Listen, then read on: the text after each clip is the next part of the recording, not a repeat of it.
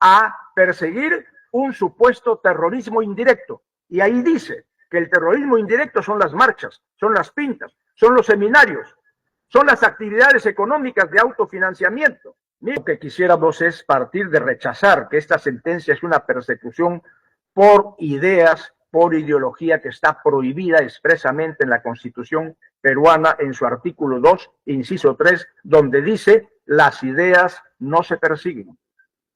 O sea, la ideología no se persigue. Pero primero le prohibieron participar en las elecciones y después lo juzgan y lo meten a la cárcel por pensar diferente. Las preguntas que queríamos, doctor, decirle en esta oportunidad son dos en concreto. La primera, ¿está de acuerdo usted con lo que le hemos alcanzado en los materiales o con la investigación que usted también ha hecho y con estar atento siempre, como ha mismo reconocido, a la situación del país actualmente, ¿no? Si antes se condenaba por pertenencia, ligándolos a hechos de una organización que los cometía hace 34 y 35 años, ahora con condenar por ideología, ¿se está aplicando o no una nueva y más extensiva definición de terrorismo?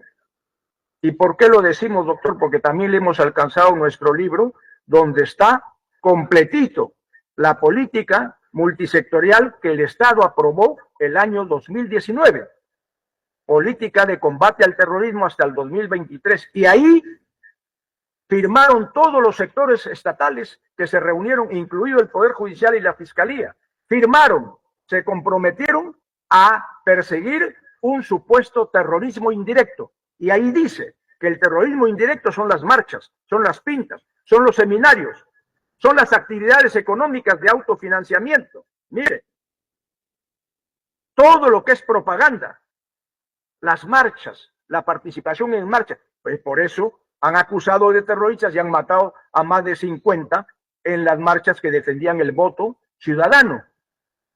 Y la segunda cuestión que queríamos preguntarle es su opinión, ¿no?, respecto a nuestra afirmación de que se está aplicando la legislación antiterrorista peruana como un arma de guerra contrasubversiva en no guerra. Los fundamentos, incluso mi colega ya ha mencionado que la ONU ha llegado hasta que los estados usan la legislación antiterrorista como arma para perseguir la disidencia. En ese caso nosotros decimos arma de guerra contrasubversiva, y eso lo hemos hecho llegar a esas relatorías, ¿no? No queremos presumir de que se haya tomado completo, pero decimos un arma de guerra contrasubversiva en no guerra, o sea, cuando ya se debería haber dado vuelta a la página en la historia del Perú, se sigue incitando al odio entre los peruanos para que no se termine esa etapa del conflicto interno y se dé paso a una reconciliación, a las amnistías, a lo que sea necesario, sino para continuar con ese discurso de un fantasma que no existe. Muchas gracias, mi estimado maestro. Cuanto a las preguntas que se me plantean, lo que podemos observar es que existe una coincidencia en distintos ordenamientos en donde tenemos este fenómeno. Hay un fenómeno de terrorismo en particular que se parece a España, bueno, en el caso del Perú, más que terrorismo, incluso también la situación de insurgencia, y una vez que se acaba la violencia, parece que hay como una especie de nostalgia de la existencia de la organización.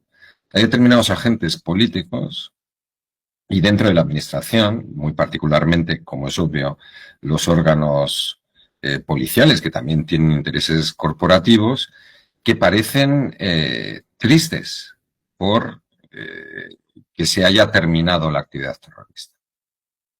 Y entonces, a lo que asistimos es a los fenómenos que implican las tres preguntas que se me han formulado. Lo que decía Alex Puente, que se siguen aplicando fuera de la situación de emergencia. Y obviamente se aplican respecto de situaciones distintas. Un ejemplo en el caso de España. Y es lo mismo en el caso del Perú respecto de la apología, ya dejando de lado la aberración de membresía en una organización terrorista, digamos, que existió en el pasado, ¿no? Pero que no existe como tal en el momento actual.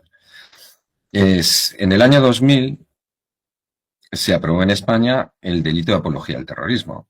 Antes no existía como tal porque existían fundadas preocupaciones en torno a que esto sirviera, como decía el doctor Miguel Sánchez antes, para reprimir la manifestación de determinadas ideologías, ¿no?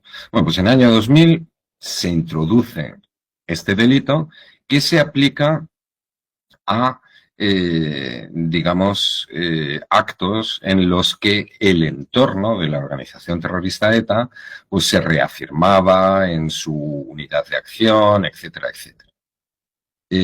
Una vez que ETA deja de actuar, en el año 2011, que se disuelve, sin embargo, cada vez hay más aplicación de esta norma, mucha más que cuando existía la organización terrorista, por parte de los tribunales españoles, incluyendo el Tribunal Supremo, a hechos que no tienen nada que ver con la apología de una organización terrorista existente, sino que son, digamos, determinadas opiniones disidentes respecto de cómo interpretar el pasado. Entonces, como si alguien dijera, pues eso, podemos hablar del Sendero Luminoso de los años 80 sobre es que era un líder de la resistencia popular andina contra el sistema colonial racista. Alguien puede llegar a decir que en los años 80 la violencia, como lo llamaban ellos, la guerra popular, estaba justificada para defender al pueblo peruano frente a... Uno puede estar de acuerdo o no estar de acuerdo con estas dos acepciones, con estas dos afirmaciones.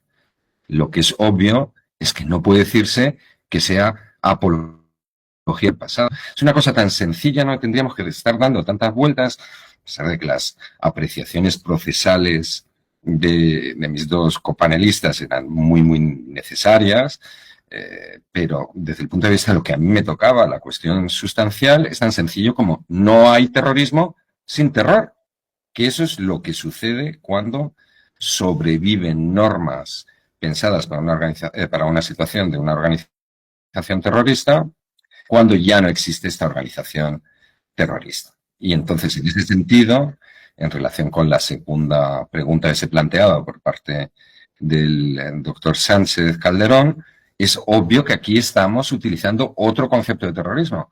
Terrorismo había sido en el Perú y en España y en cualquier Estado de Derecho utilizar violencia masiva para obtener unos determinados objetivos políticos al margen de los procedimientos constitucionales.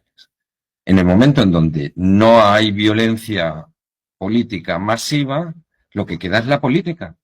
Y es obvio que aquí hay un terrorismo solo en nombre. Lo que tenemos es una criminalización de la disidencia, como decían Puente y Sánchez Calderón.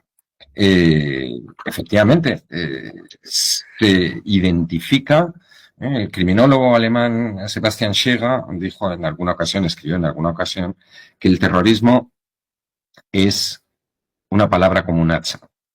Podríamos decir, es como un cartel que nadie quiere asumir. Ningún terrorista nunca ha reconocido que él es un terrorista. Ninguna organización terrorista ha reconocido su condición de organización terrorista desde el siglo XIX, porque es una etiqueta que sirve para descalificar por completo al adversario político. De tal manera que aquí hay una confluencia de determinadas fuerzas políticas. Si hay marchas, cortes de carretera, pues es muy conveniente, primero, para quienes se dedican a la prevención, al combate contra el terrorismo, pues claro, sus puestos de trabajo, sus recursos públicos están en peligro en el momento en donde no hay terrorismo. Y en segundo lugar, aquellos agentes políticos que, digamos, se ven amenazados políticamente por quienes organizan movimientos populares, que organizan las marchas, los cortes de carretera, con independencia de sean constitutivos de delitos contra el orden público. No estoy hablando de esto ahora. pues es obvio que es mucho más fácil repetir y repetir y repetir continuamente: son terroristas, son terroristas, son terroristas, porque tanto el Perú como España son sociedades doloridas con el terrorismo. Aquel al que se le queda pegada la etiqueta de terrorista siempre ha perdido, y por eso se utiliza de esta manera tan inflacionaria. Y efectivamente el término terrorista y la legislación antiterrorista se utilizan como arma de lo que son actividades políticas.